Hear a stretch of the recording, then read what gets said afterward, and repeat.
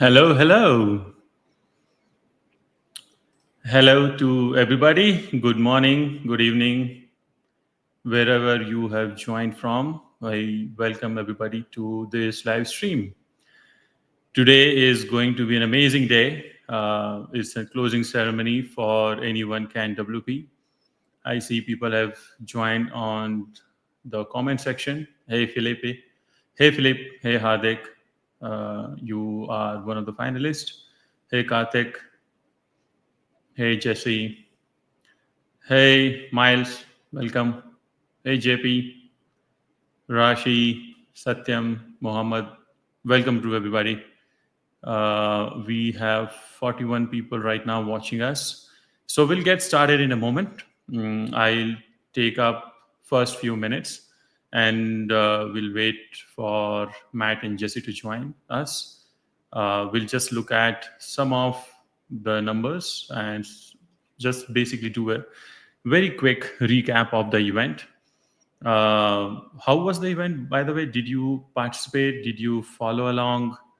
Any idea about the event, or you are just getting to know about it? Can you just comment on the comment section? That will be great. Hey, Stefano. Hey, Viraj. Welcome to this stream today. People are joining us from YouTube and on the StreamYard on air as well. Thank you, Hardik. Hey, Satish. Also type in where you are joining from, which country, and what time is it for you right now. That will be really interesting to know. And let's get started. So I'm adding a small presentation. So Jesse joins from Rhode Island, and just a spoiler alert, he's one of our guests today. So he's from the States, and the timing is actually not that bad. I am 11 p.m. killing myself here. Thank you, Jesse. Norway, hey JP. JP, what is your full name? You are in every stream, so thank you for that, man. 16, so 18, I mean 6 p.m. in the evening, so that's really good. All right, so we'll welcome our guests, our spectators today while I will do this presentation. So anyone can WordPress is our motto and the name of the event. Sponsored by Automatic with a very kind from their side. And let me go to the next slide. Then we have obviously our friends. So title is done by Automatic. And then we have Stellar WP with their nice bunch of Stellar products, if I may, as Platinum sponsor. And then we have Atrim, our really good friends at Atrim, has sponsored us with gold. Thank you, Atrim. And then we have very nice silver friends. So SEO Press, VGlaw, BuddyX, CrocoBlock, Foo Plugins, Imagify, Sucuri, GoDaddy. By the way, they are from the same company, and Airlift, which is from Bangalore, India. So thank you again, all our sponsors. I hope you love the event and you will consider sponsoring us again next year. So thanks again. Let's move on to the next slide and see some of the numbers which we achieved. So I'll cover this in a follow-up slide, but we never thought that we will achieve this many numbers, to be honest with you. More than 1,000 teams registered for the event, and out of those, about 20% submissions were received. We selected 25 nice ones for the leaderboard so that people can upvote, and then 2,000 plus people upvoted for their favorite projects, which is really, really cool. Out of those, we selected 12 finalists based on upvotes, and we have 6 parameters like accessibility, performance, ease of use, functionality, design, UX, and other parameters. And then we had an amazing demo day yesterday with our esteemed jury, Jamie Marshland, Miriam, Anamika, Kevin, and Devinder. So, and I thank all of our jury members to spend their valuable time It actually went for 2 hours, and everybody was just enjoying it. So that was so lovely to watch. And then today, we have the names of those 3 winners, or do we? Of course, we have. So, and that name announcement will be done by Matt. Just a side note, Matt has very less time today, so we'll value his time to just ask him a couple of questions and announce the winners. So a brief journey of ACWP. So anyone can WordPress. By the way, hashtag AnyoneCanWP is the hashtag for today. The full anyone can and then WP. So we started with a simple thought that there should be a way to show what is possible with WordPress, right? We all attend WordCamps. WordCamps are amazing. We all love it. But to show what is possible with WordPress, there needed to be kind of a segue, right? Kind of an event which showed this, kind of a hackathon on its own. So we were too skeptical, as I said earlier. We are not sure whether the reception will be good or bad. But then we got our first registration about 2 months ago. We thought this is going to be a hit. The biggest role which paved the way for success for AnyoneCanWP is community participation. So InstaWP has been participating in all community events, or not all, I mean most of them.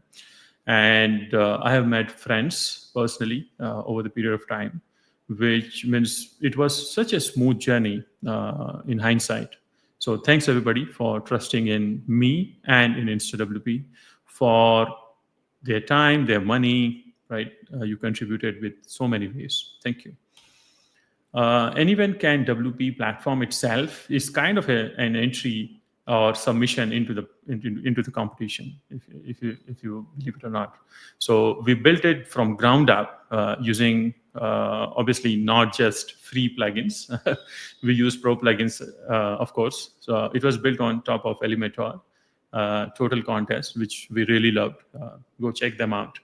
And then, of course, InstaWP Live as hosting provider, and then our Connect solution for managing the sites so that our plugins are updated, and so many management things which we did. We built features around registration, members area, front-end submissions, leaderboard, voting mechanism, email communication. Where do you see all of these features built out in no time, right? I think our platform was built over 2 weeks of time. So that shows how amazing WordPress is to build websites. And not just websites, right? Full-fledged software.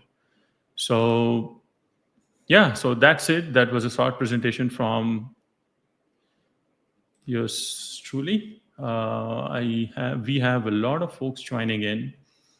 I'm sorry if I have not taken your names, but so Patho, India, welcome Patho. Thank you, JP. Really appreciate it. Hey, Ronald. Thanks for joining in. Thanks for trying out our sponsor, JP. Appreciate it. Hey, Dante. Hey, Hemant, Gajendra. All right, so why don't we invite our first guest for today, Jesse Friedman, to the stage. I have known Jesse for quite some time. He has been a really supporter of InstaWP and for me in general, right, from the beginning. And since we got our funding round from Automatic, I think we have been connected for the last 3 years or so, 2.5 years. Again, this is from the bottom of my heart. I thank Jesse for everything, and he has been a key player for organizing this today. Hey, Jesse, welcome. Vikas, thank you for a wonderful introduction. It was so nice. I actually forgot to tell everybody that you are head of WP Cloud. So, yeah, and obviously you have been in the product space for quite some time now. You have headed Jetpack in, I think, just a year before, till just a year before, right? I was running partnerships for Jetpack, yeah. Right. And you started, so we'll obviously get into details about your journey with WordPress and how you started your journey. But I think if as long as I know that, as far as I know that you started with bulletproof security. Was that it? Brute Protect was a Bullet service Protect. built by a company called Parka that I co-founded with a few friends back in 2014. Nice. And then you sold that to Automatic, I believe, right? At Yeah, that we were time. acquired by Automatic the same year, actually. So we went from writing our first line of code at the end of January 2014, and we were a part of the Automatic team by the end of August the same year. Nice, nice. And then I think that was renamed into Jetpack after that. After Yeah, so now it's in the Jetpack core plugin and the Protect plugin as the brute force protection service. nice, nice. Is like do you imagine that there is a piece of code which you wrote as still there? Yeah, so definitely, I would say for sure. There's a lot of code in Jetpack that I've written years ago, but I haven't been a developer for quite a long time now. My skills definitely got a little rusty, but with the help of AI, I've actually been jumping back into coding more. Don't tell me that you installed Cursor. Not yet, but for me, it's more about asking the code. Like it's like having code pairing. Like I can use the AI to help me understand where I'm going wrong or what I'm forgetting or what security flaws I'm letting leak or whatever it might be. Yeah, I think that's what I also means. I come from a programming background, but I don't get to code anymore. But I really love it, of course, right? We all love it. But then writing code itself, typing into like in the IDE is cumbersome. But the AI makes it simple for us. I think that's where it like shines really. Yeah. I love the fact that AI can be empowering. What I get worried about is, you know how like all the cars now are auto driving, sort of auto driving. Like they'll apply the brakes if you're not paying attention, or reroute you back into a lane if you're kind of drifting. But I think what happens is folks end up relying on that a little bit too often, and so since the car isn't driving you completely, you end up doing is creating an excuse for people to not be paying attention as much, I think. So I don't see that yet, but I wonder what the transition is going to be between folks who are using AI now to help write some code, and then maybe like in the future actually using it to do everything top to bottom. Right now, I do like having it as a code pairing technology, someone who can like give me a hand, I'm not having it write everything for me top to bottom yet. Yeah, yeah. I read somewhere that new people, I don't know, Gen Z or whatever, that those folks have a little bit of a hard time using AI to write code, whereas people in our generation are shining with AI because we always knew what to means get AI or somebody to do, right? Means I think it gets down to breaking down tasks into smaller chunks and then instructing AI about it. I think that's what it boils down to.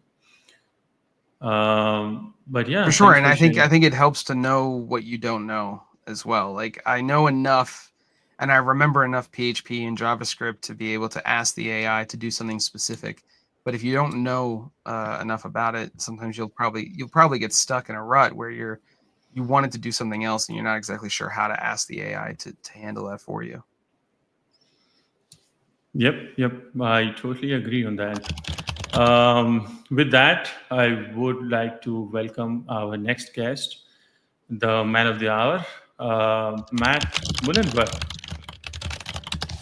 co-founder of WordPress and Hello, CEO of hello. Automatic. Hey, Matt, thanks Yeah, great for to see being you. here today. Very happy to be here. Thank you. Yeah, thanks for your valuable time, and Jesse, both of you. I really appreciate your times. So we were just discussing that how anyone can WordPress was an amazing event. Jesse, I'm just going to mute you for a moment. Is that okay? I think that's the new mechanical keyboard. going away. I Sorry really about love that. it, Yes. actually. I really love it, actually. So we were just discussing how the event went, and we had so many participations from across the world. Over 100 countries participated. We got 200 entries into the event. Oh, that's amazing. Yeah, and Congratulations. yeah, thank you. The event, we selected 12 finalists. We had a great demo day yesterday. A very esteemed jury member selected three finalists, three winners, which we will request you to announce today. But before we get into announcing the winners, I have a very quick question which has been kind of bugging me lately. So is that okay if I can go ahead and ask you a question? Sure, please. All right. By the way, how are you today, Matt? I did not even ask you that. So, I'm doing well. I've been traveling a lot, but it's good to be back in Houston, and yeah, got a lot of exciting stuff going on this week, including a release of 6.7 coming up very soon. man, yeah, everybody's so excited about it. Yeah, me too. Especially the comment section. I think that's going to put WordPress into a different league altogether. I'm most excited about the HEIC image support. So, That's true. everything that's iPhones have been doing that for so many years, and WordPress has handled it very badly, but we finally got some cool core support in. Is that the one where it supports at the client side instead of server side? I believe so, yeah. Nice. I think, yeah. So that's the tech we should be excited about. With that, I would like to ask you, Matt, as more and more people turn to walled garden platforms to establish their online presence, what makes you optimistic about the future of WordPress and the open web in general? And what role do you see WordPress playing in preserving a free and accessible internet? Well, I think the most way to approach this isn't like an either or, but a yes and. So, um, it's impossible to deny. Like you can get some great distribution on Twitter X, on Instagram, on these social networks, on LinkedIn, for example. But ultimately, those followers don't really belong to you. You're at the mercy of the algorithms or what the priorities might change or the advertisements.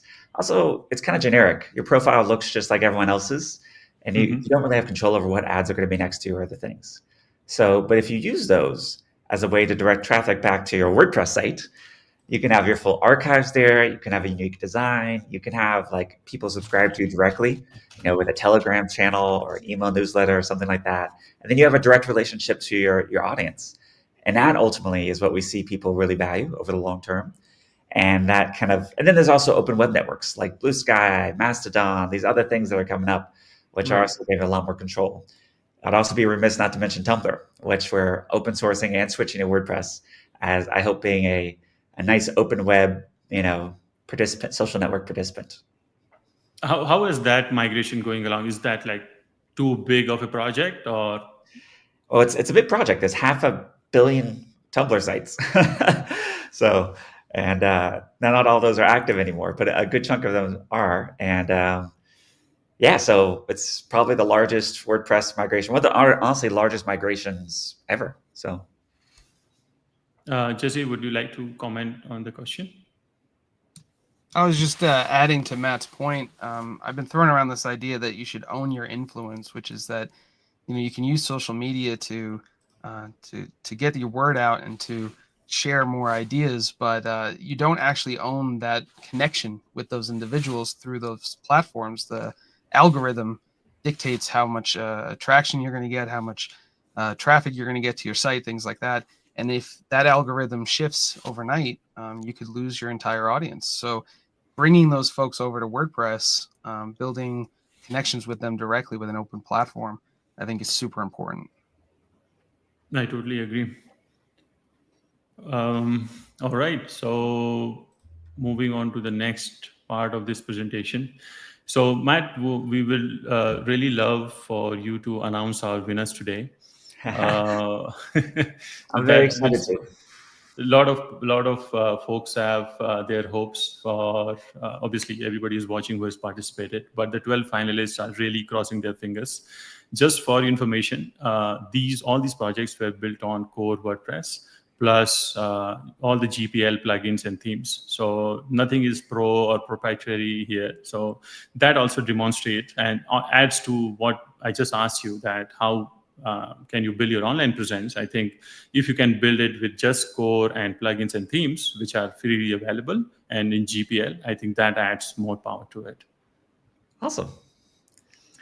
Right. Well, so should I start reading these winners? Yeah, so let me do the drum roll, or maybe add a little bit of presentation here. So we can start with the special mentions. Okay, and I'll say ahead of time, I'll do my best to pronounce these. But if I get anything wrong, I apologize in advance. So the special mentions for today are Manik and Partho Sakar. They came in very close to third position. Congratulations, guys. Thank you for participation. I wish we had like a big podium where people will be clapping. Yay. All right, the next one. In third place, we have two projects. It says they're sharing a $500 prize, but is it possible for us to kick in another 500 just so they both get 500? 100%, Matt. I was actually thinking about it. Yeah. Oh, let's do that. So the first project is called Blood Bridge, which connects blood donors and recipients efficiently, supporting NGOs with donations and volunteers. And the second is going to be TalkWave, which is a unique and user-friendly experience for podcast websites built on the WordPress Interactivity API. All right, yeah, congratulations. You should definitely check it out, Matt, when you have some time. That has been built really well. All right, coming in second place, taking home $1,500. The project is Ona Architecture, a beautiful block-based project for businesses selling architecture and home services. Congratulations to Ona. That's a beautiful website. Matt, just a moment. So I have some slides, so let me just play. So wait for it, drum roll, and then a humor element. Thank you. So, all right, please take it away, Matt. All right, in first place with a grand prize of $3,000, the project is called Tenant Sync, which is a user-centered property management site. Ryan blew everyone away with his very entertaining and informative presentation. All right, congratulations to Tenant Sync. Yay. But congratulations to everyone who participated. And I really want to thank you for putting together this event and all the people. It takes a village, right, to do this. And yeah, it's really very, very inspiring. So thank you. And thanks to Automatic for sponsoring the event and all our sponsors. We have already gone through the sponsor list today. Means thanks for everybody to basically trust the platform and participate. Yeah, it's really the community that wins. So thank you for everyone who did AnyoneCanWP. All right, I'll see you. Yeah, thank you, Matt, for your time today. We really appreciate, and thanks for announcing the winners. Of course. Have a great one. I'll see you. Bye-bye.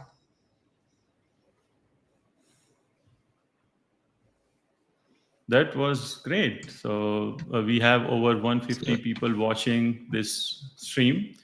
And congratulations to all the winners, Ryan and Alexander, Hardik, Mithun, Partho, and Manik. And I would also like to add that all these projects will be available as templates in our store for anybody to download and fork it essentially and basically use it in their own project. So how cool is that? We have got an output which everybody can use it. So Jesse, did you get to open any projects before the event? Did you like any particular one, or do you like all of them? I mean, they were pretty impressive based on the scope of the work involved and how fast people had to get to work. I was impressed by everything I saw.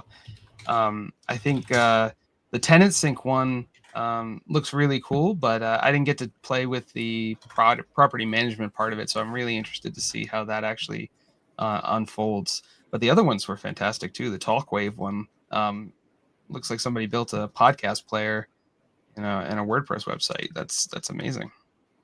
Yeah.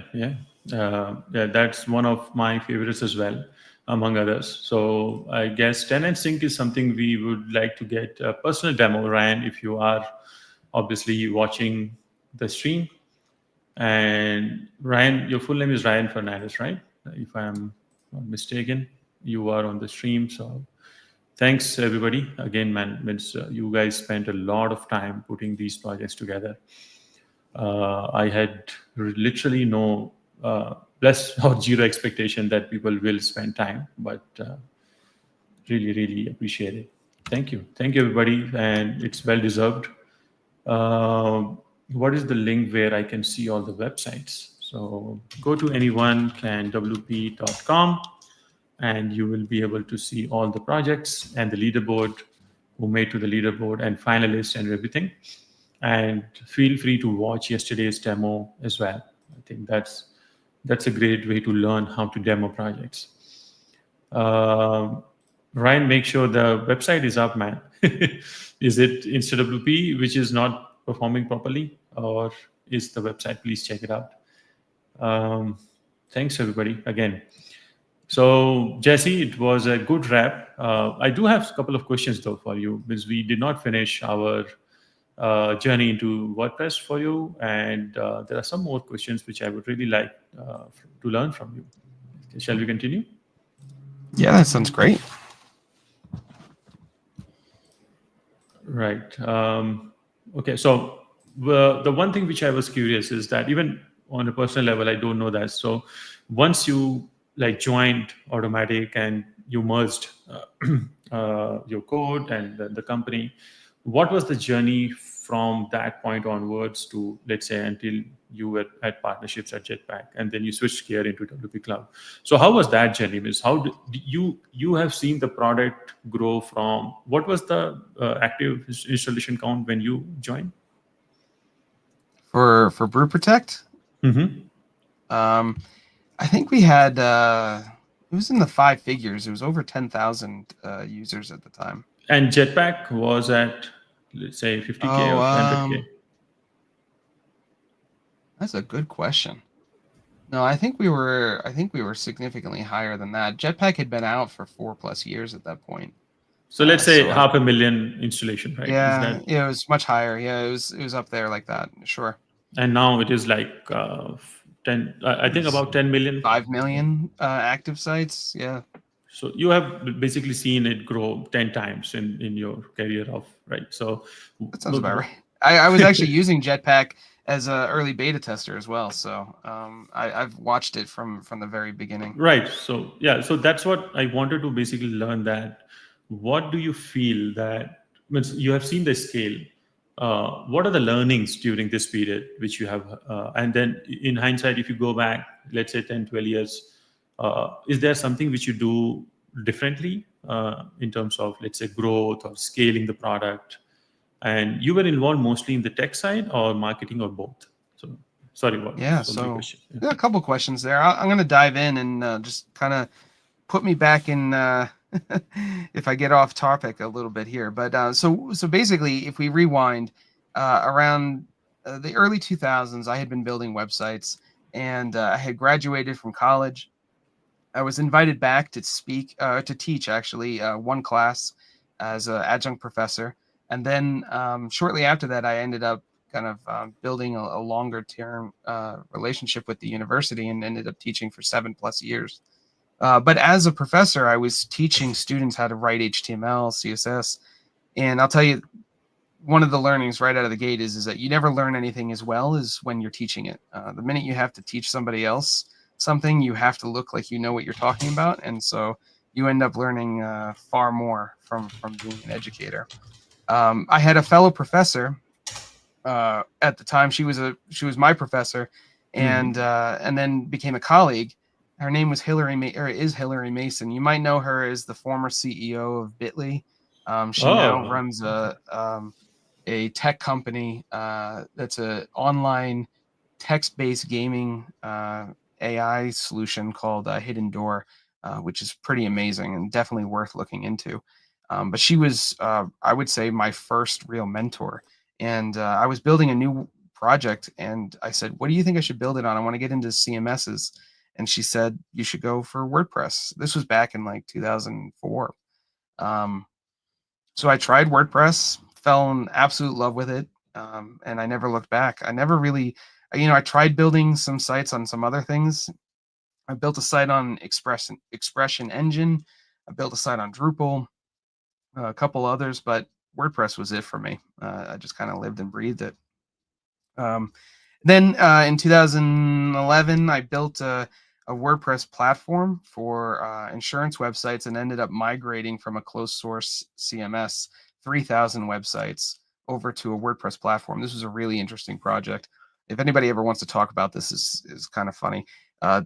Speaking of walled gardens and not having control of your own content, these sites were powered by a closed source system, and that we didn't have access to. We couldn't FTP. We couldn't download files. The only thing you could do is upload a theme and then write content for it. So in order to get the content that we technically owned and had copywritten, but it was built into a platform that we didn't have access to, we had to use wget to scrape content from our own websites and drop it into the WordPress databases. Much of that has not changed. Sorry for stopping you. Much of that has not changed in a lot of such platforms, even today. You cannot export things still. Right. Yeah, I mean, data liberation is unbelievably important. I can tell you firsthand why. It's because we spent thousands of hours creating a migration flow and a ton of money doing it.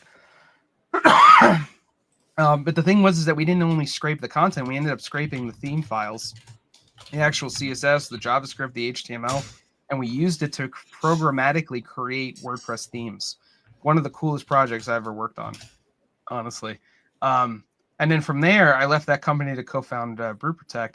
When I joined Automatic, I had come from a place where, in that position, working for BrewProtect, I was doing everything from writing code to speaking at events to managing the narrative with the way in which we communicated with end users, a lot of operational stuff. So when I came into Automatic, there wasn't a single role that was like a perfect fit for me. I wasn't a code wrangler. I wasn't in business just by business itself. So I ended up taking on kind of a user advocacy role, which meant that basically I was advocating for the user experience. So I went in and I learned everything I could about the way in which Jetpack functioned, the way in which users are interacting with it. And I think that's my next learning is that if you're building anything, whether it's a small plugin, whether you're building something at scale, you need to live and breathe as a user. You need to understand exactly what their flows are and document it from end to end. One of the things that we learned about Jetpack is because it's a very popular plugin, there's a lot of entry points into it. Mm-hmm. They can, you have a self-started, motivated user. They can go to the plugin directory, download Jetpack, and install it themselves. You might have signed up with a hosting company that has already embedded Jetpack. The connection flow could already be, a step forward, depending on who you're signing up with. There's a variety of ways in which you can get started with Jetpack. Some of those are like challenges we have faced with InstaWP early on. You know that. So. Right. Yes. Yeah. Because you don't know. It's hard to understand the motivation and the intent from a user who could be coming from several different places. The other thing too that's interesting is that because it's a WordPress plugin, the plugin guidelines prevent you from being able to track anything before users agree to your terms of service, which makes sense, right? Like it's an open source platform and it's extendable, but unless the user's actually agreeing to share information, you shouldn't be gathering that. But what that also means is that you don't have end-to-end metrics on your users. So that can be a little bit difficult about WordPress plugins, right? Because you can't always detect how people are using the plugin before they've gone through that connection step. So there's a lot you have to do to try and, you spend a lot of time with users. You interact with them. I used to go to a Starbucks and buy people a coffee to sit down with me and try to do something. I can remember this one time I bought like $25 gift cards and I just sat at a Starbucks with my laptop out and said, and had like a little piece of paper that said, if you want a free coffee, sit down and try to do something. And it was simple stuff like install a plugin or add a contact form or whatever. Because who are end users? Well, typically, I mean, like for WordPress, right? We think about the WordPress community as end users, but the WordPress community is a small subset of the entire WordPress user base. That's And so true. Yeah. right. And so when you think about the fact that there are literally tens of millions of people out there with varying degrees of skill sets, it's really actually good to just start with the people who have absolutely no knowledge of what they're trying to do. Because if you can build it for them, it's just going to work for everybody else. So I'll pause there because that's a little bit of an overview and a couple learning points, but I don't know if you want to No, redirect the that's conversation at all. that's no, that's something I actually that's on point. Thanks for sharing that. Obviously, there are so many things I would love to, and it's unfortunate that we are talking about this on a live stream. We could have talked so many things on this, but yeah, but again, it's fortunate for people who are watching actually. Let's switch some gear and let's go to the next question which I have for you. From your perspective, where do you see the future of WordPress heading in the next 5 to 10 years, especially when web development and AI and all of these are changing so much, right? Means we talk about wall gardens and owning your data, but from my personal perspective, I have seen that a lot of people actually don't care about it until they have to. And obviously, once they hit that roadblock, then they realize I should have gone with something open like WordPress from the day one. But until then, like majority of these guys, folks who are using these platforms, they don't necessarily see a need for a website anymore. Is that like too narrow of a statement to say? And then AI coming in is changing the whole paradigm, right? So what do you see the basically the future of WordPress and web development and website and all of that in general? Yeah, those are great questions because so the first thing I want to talk about is the fact that if I had one superpower that I could apply to my professional career, it would be helping people to understand what they don't understand or what they don't put importance on. So coming from a security background and working on Brute Protect, the thing I struggled with the most was that this was a brute force protection service aimed at helping people who typically have poor passwords, and that creates the easiest barrier of entry to get into a WordPress website.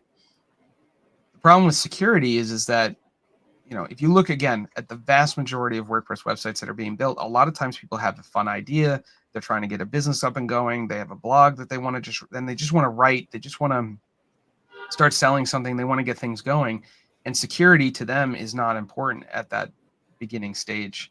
Mm-hmm. They don't understand why anybody would ever want to hack their site. Anybody who's listening, if you ever have this conversation, please help people understand that it's not necessarily that they want to hack your website. It's that they want to hack the resources that are powering the website. So, you know, these bots will go out indiscriminately, try to hack into every website that they could possibly get into. That way they can take over the horsepower that's behind that website to do other malicious things. So you don't have to be a target to be compromised. Same thing can be applied to data liberation. People don't know this going into social media. They think this is a opportunity for them to get their lives, their website up and running faster, to start selling things faster. They're absolutely right. I mean, you can build a website or a web page on a social media platform a lot faster. But why? It's because of guardrails. You know, whether you're building a Facebook page or an Instagram store or whatever it might be, you don't have unlimited creativity. You don't have the ability to do anything that you want to do. You can't extend it in any way you want, and you can't start with a blank canvas the way you can start with WordPress. There's a positive and a negative to that. One is obviously the con is that you can't extend it to do anything that you want it to do. You can't integrate it with other platforms and have full control. But the pro is that because we're not giving people a blank canvas and a paintbrush with unlimited colors, they have the ability to move faster. And they are basically Right. filling out a form instead of designing something. And I think one thing that we can all benefit from is understanding the vast majority of people do not want to be a web designer. They don't want to like start a 100%. whole new job, as a side, right? Like if you're a business owner, you run a small mom and pop merchant store, You're probably the head of that company. You're probably the accountant. You're probably the person sweeping up the floor. You're probably the person stocking the shelves. These are all things that are core to your responsibility as a job, but it's not necessarily how you would want to define your career. So the idea that a small mom and pop owner is going to get excited about building a website, I think is optimistic, to say the least. I think what the reality situation is that folks want to get success. They want to build something so that they can sell something or accomplish a task and then move on with their lives. And so I think we're going to start to see this as a shift inside the industry, which is that you can already see it, whether it's Instagram stores or Shopify or other places. You're not the pitch, the sales pitch is not get this type of hosting with these types of metrics and power and all this other stuff. It's get a store up and running faster. And I think we're going to start to see hosting companies as a whole start to get into more niche hosting, where they're solving for very specific problems for people. Right. And then they can even get more granular with it, with location, geography, price sensitivity, whatever it might be. But this is not only what I foresee for the future, but what I hope to see for the future, which is that we can get to a place where folks can get in, build a website by pressing a few buttons or whatever. Then it's on WordPress. That's what's fantastic about it, because then you can always extend it and grow it and do anything you want with it in the future. But what we need is a way to close the gap between I have an idea or an intention with the time to live, that metric. How do we shrink that down? So there was one more cool metric I heard last year in WordCamp Asia, core to market, right? Yeah. So that needs to shrink a lot, so that websites, as you said, to learn from these walled garden interfaces, that means people actually get to go online really quickly. And if we can enable somehow, so one of our plans, which you already know, is that to do WAS, website as a service. So agencies can now offer this niche hosting or ready to use hosting with like pre-built themes and content and all of that. And then we'll also combine the power of AI so that these websites are built like personalized on the level of the business name and everything around that business. That gives like an opportunity for the end user to experience what they want immediately, almost immediately, and the agency gets to automate their business at the same time. So that is something we are working on, right? Really pushing towards that, and hopefully by the end of Q1 2025, we will have a very robust platform with the end user portal, and like Mahmood is already going. He is one of our early WAS adopters. So he wants us to push towards that direction. So yeah, Mahmood, we are coming. We are coming for WAS. Yeah.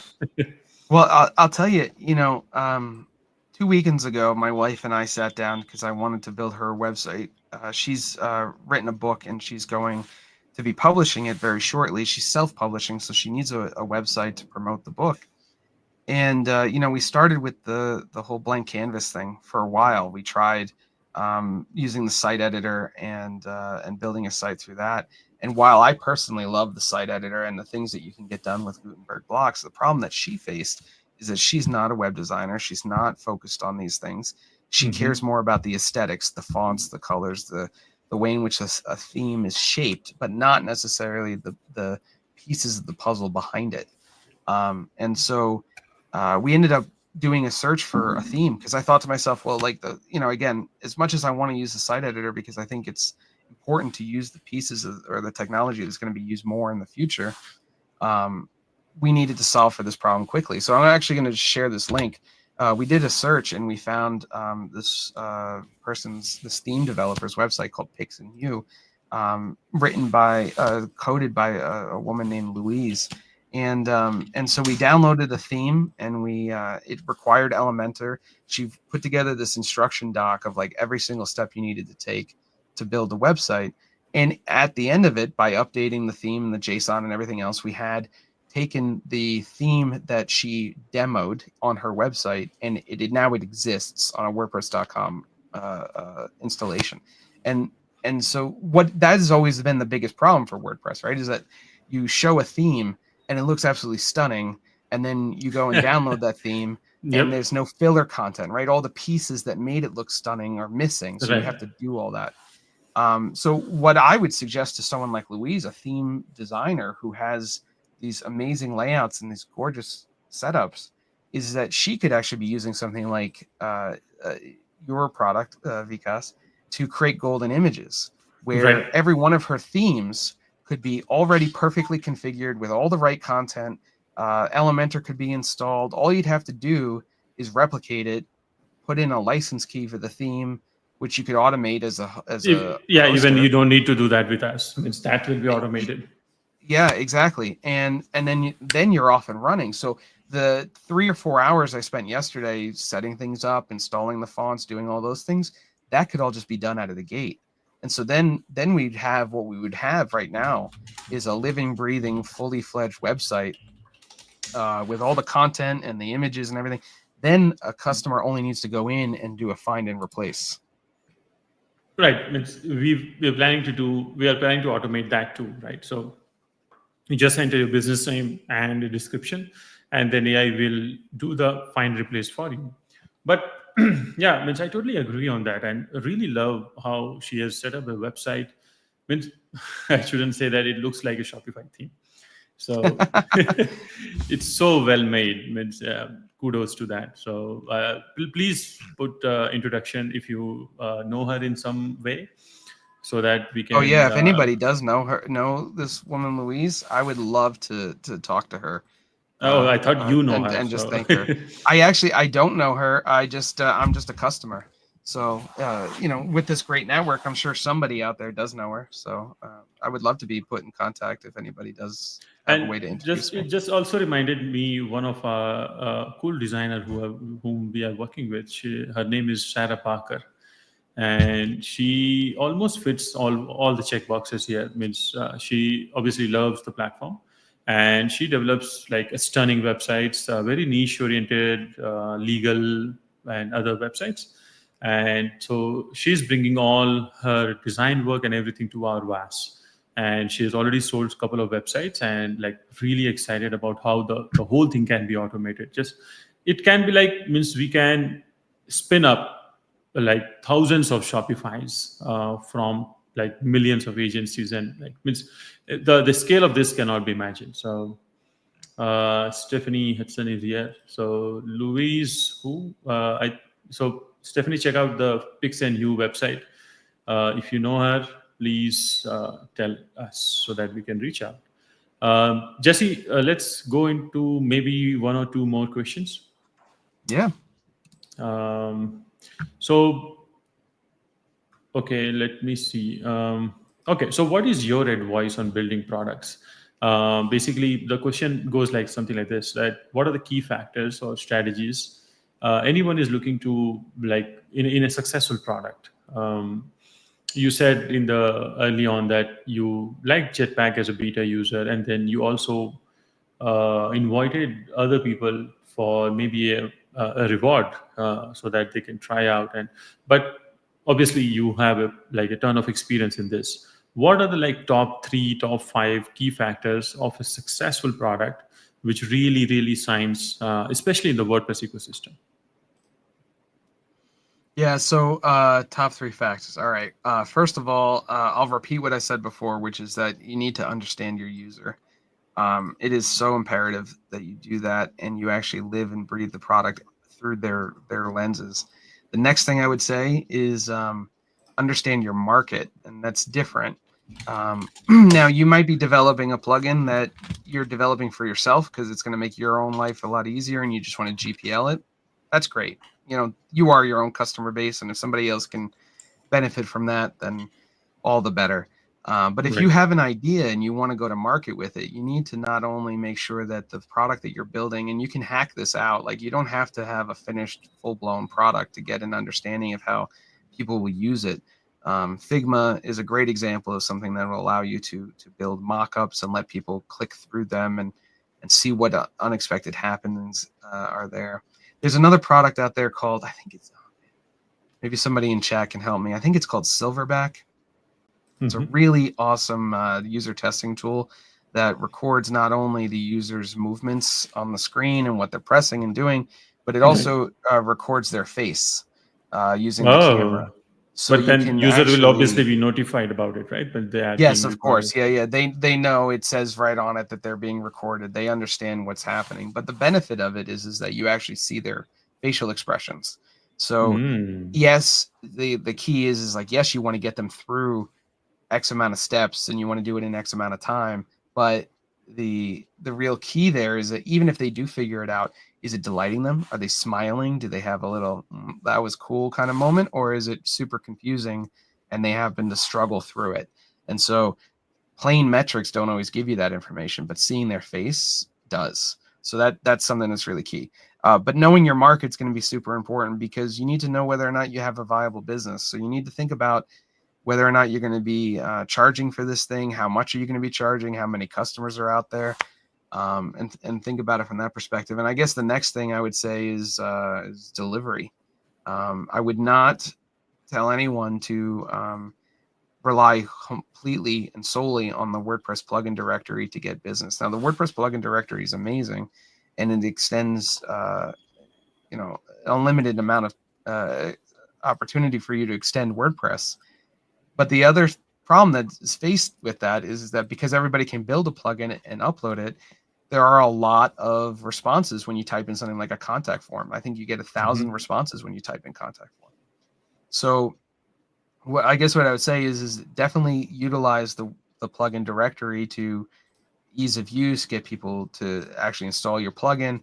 That's the real benefit of it, right? Is that it delivers all of that code for free right to the customer's account or their WordPress account immediately. There aren't a lot of other things out there that aren't operating like app stores like iOS or Android, right? They do that instantaneously.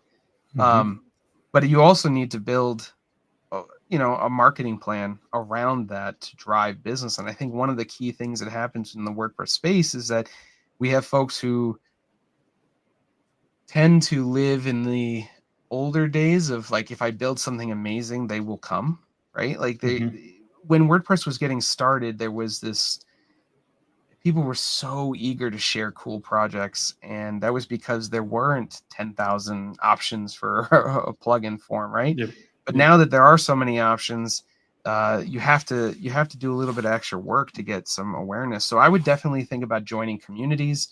Post Status has a great community. You have a great community. There are a ton of other opportunities there to where you can get some feedback from folks and then actually share your product in a way that's a little bit beyond just using the plugin directory.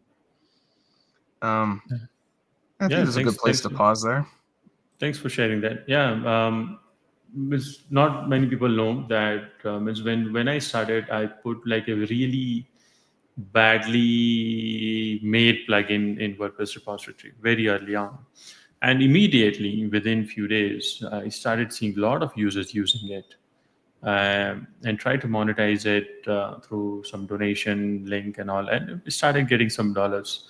So that was like an aha moment as a developer, right? You can actually make money with open source by providing value. I think at the end of the day is what kind of value the end user is getting from your product.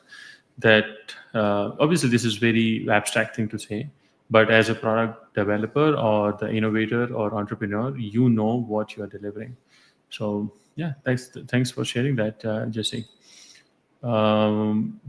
Just last quick question in terms of like Automatic also is completely remote and distributed, and in tech generally this I think I have seen in WordPress that remote work has become a norm, right? How do you manage like productivity, team dynamics? You have a lot of people working with you, for you. What has worked for you and your team? Well, we put a bunch of different things in place. I think the most common thing I get as a request to understand remote work better is people ask about productivity and staying motivated. I guess I've never had a hard time with this. I actually found myself working less inside of an office. Maybe it's the internal stubbornness that I have of being required to be somewhere and sitting at a computer and doing something maybe I don't want to be doing at that exact moment. But I found myself that when I was working in an office, I was actually finding reasons to be a little bit more distracted or whatever. But now, as working remote, working distributed, and also working for a company that doesn't care if you're working 9 to 5 or breaking up your schedule throughout the day, or you're a night owl or getting started early in the morning, I actually just focus on working when I'm the most motivated to work, and then spending time with my family or doing something for myself when I'm more motivated to do that. So then the next question becomes like, well, then how do you know folks are working? Well, the key there is to make sure that you're just giving people the opportunity to share what it is that they're working on, and to be held accountable to whatever goals or things that they're setting. So, for example, we have internally at Automatic, we use Slack and P2. Slack is a great way to have daily conversations, check in on your colleagues, see how their weekend was, ask a quick question, or point somebody to something. P2 is a WordPress focused. It's kind of like an intranet, even though it's not. It is cloud powered, and you can access it from anywhere. But it's like our own internal knowledge base. And we It's use like it to have back in the days, like people have intranet, but maybe a modern intranet, right? Yeah, that exactly right. Like it's only accessible to the people we allow. So it's Automatic employees plus we'll create individual P2s for for partners, for consultants, things like that. And so since we are the only ones with access to it, we can be very transparent, we can be very open, but we can also keep track of everything for posterity.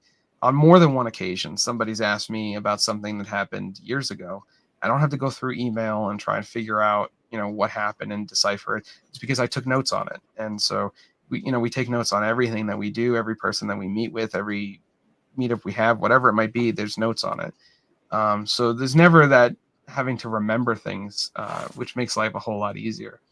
So that's how we get, day-to-day conversations going. But what's really key is also to do things together. So we have regular team meetups. Our team is going to meet 2 or 3 times this year. We also have a grand meetup every 5 years, division meetups. We also get together at conferences. We'll be at CloudFest, for example, in March. And so that's an opportunity not for us only to meet others outside of Automatic, but for our group to get together.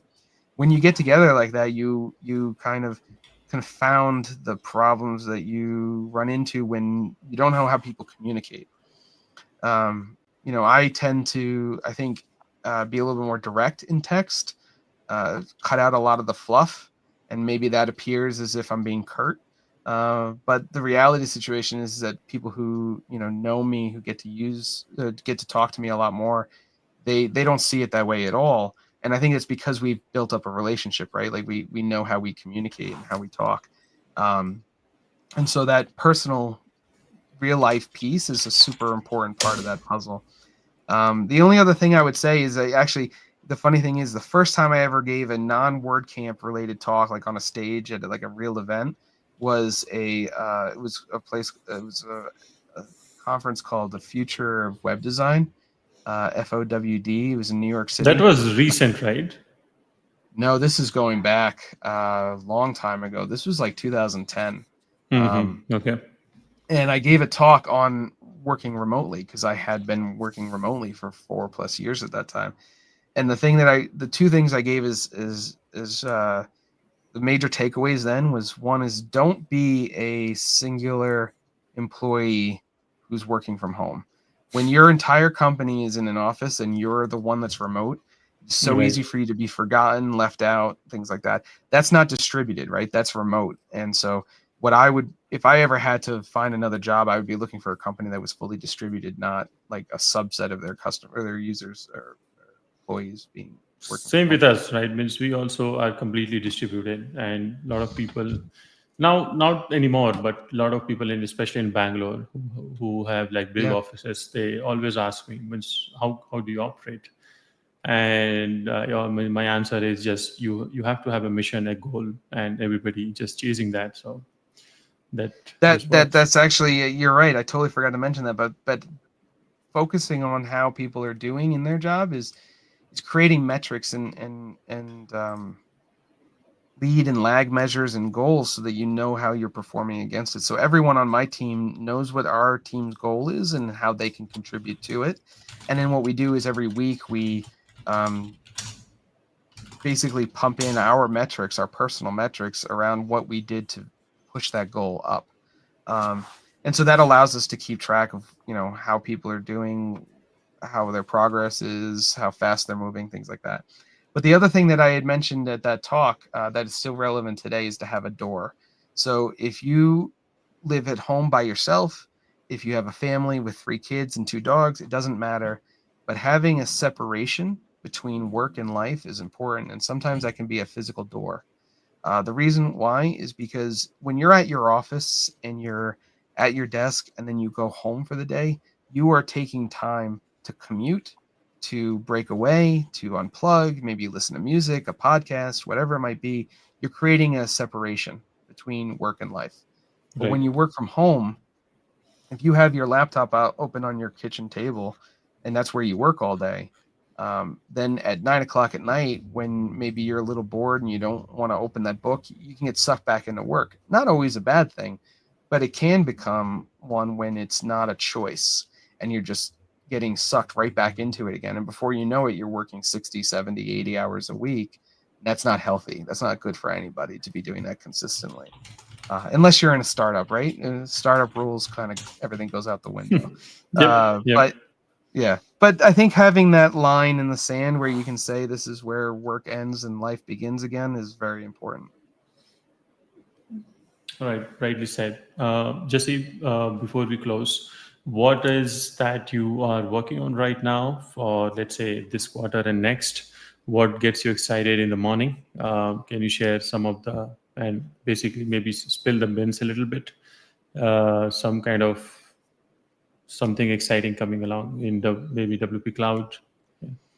Yeah, so WP Cloud is growing quite nicely right now. So for anybody who doesn't know, WP Cloud is Automatic's answer to cloud-powered software for hosting websites. It is a utility. The way in which we're describing it is that basically it's WordPress as a service delivered through an API, so that hosting companies can get out of the pain and time focused on uh, um, managing WordPress, updating core, updating the stack, things like that. So I'm super excited about WP Cloud because of the fact that it's going to raise the bar, I believe, in hosting. We're going to set a higher standard, and a lot of folks are going to have to make a decision as to whether or not they want to leverage WP Cloud or come up with something on their own. But what's exciting is, honestly, folks like you, Vikas, who are using it regularly, who are doing some pretty innovative things. The doors that you're opening, leveraging the platform, are super exciting to me. So, if we circle back to this conversation from just a few minutes ago when we were talking about Louise and that theme starter setup, I could see your product becoming a conduit for folks to be able to have a deeper relationship with every one of their customers. What we tend to see with WordPress is that you have a theme designer or a plugin developer, whatever it might be, who thinks that the relationship kind of stops once they've sold their product. It's not that they're thinking that way, but it does, right? Like you buy a theme and then unless there's support needed, you kind of expect that person to run off into their WordPress instance, install the theme, and they're off and running. Right. But the reality of the situation is that if you can help hold their hand through that build process, they're much more likely to be successful, and they're much more likely to be a customer of yours for a long period of time. And I think that using a product like InstaWP Live allows for you to maintain that ownership with your customer for a longer period of time, and see to their success, help them through the hardest parts of onboarding and configuration. And if we can get to a place where we're eliminating that, well, then I think that WordPress is going to be growing from the 40s in percentage to the 80s to the 90s, because we can solve for some of the tougher things that we haven't been able to solve for before. Yeah, I think people have become, and rightly so, a little bit of impatient. They want the output right away, right? And there are tools which can do that. So, all right. So it's time for, I think, the hour is over, and thanks to everybody who is watching this live. We have hit our all-time best. second all-time best. So this is 213 people watching us right now. I thank you from the bottom of my heart, and Jesse, for making this happen. This was all you today. Thank you. I wish that, because you don't give yourself enough credit. Everyone here should be giving you a round of applause. Seriously, you did an amazing thing here. Yeah, the marketing team congrats. behind the scene at ACWP, you should be proud of yourself. Give a pat in the back. And we'll be meeting at WordCamp Delhi. Just folks who I'll be also there. So if you are around in that period, please join us. And thanks, everybody. Again, have a great day and night ahead of you, and the whole week ahead of you. Thanks, Jesse, for being here today. Yeah, thank you.